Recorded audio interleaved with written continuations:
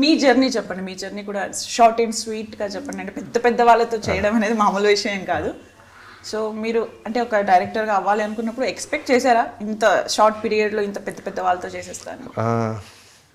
లేదు, ఇండస్ట్రీలో ఏదో ఒకటి అవ్వాలి, ఏదో ఒకటి సాధించాలనుకున్నాను. అది రైటరా డైరెక్టరా నాకు తెలియదు వచ్చినప్పుడు. వన్స్ రైటర్గా జర్నీ స్టార్ట్ చేసిన తర్వాత డైరెక్టర్ అయితే తప్ప మనకి కావాల్సినంత గుర్తింపు రాదనే ఒక ఫేస్ చేశాను. సో అక్కడి నుంచి డైరెక్టర్ అయ్యాను.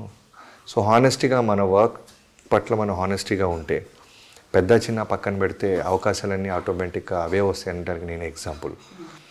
నేను ఎక్కువ వర్క్ మీదే ఫోకస్ చేస్తాను. నేను చాలా ఇంట్రావర్ట్ని, రెగ్యులర్గా ఫంక్షన్స్కి చాలా తక్కువ వెళ్తుంటాను. జనాన్ని కలవటం చాలా తక్కువ, పిఆర్ స్కిల్స్ కూడా చాలా తక్కువ. So most of the time నాకు నా రైటర్సే నా ఫ్రెండ్స్, వాళ్ళతోనే టైం స్పెండ్ చేస్తాను. అలానే ఫ్యామిలీ. మరి ప్రజెంట్ ఏముంది ప్రేక్షకుల మైండ్లో, ఏముంది, ఎలా క్యాచ్ చేయాలనేది ఎలా? నేను ప్రజెంట్లోనే ఉంటున్నాను కదా. సో ఇంట్లో కూర్చున్నా సరే అక్కర్లేదు, సెల్లోనే ప్రపంచం మొత్తం ఉంది. ఒక్కసారి ఫోన్ ఓపెన్ చేసామంటే వరల్డ్ మొత్తం ఏం జరుగుతుంది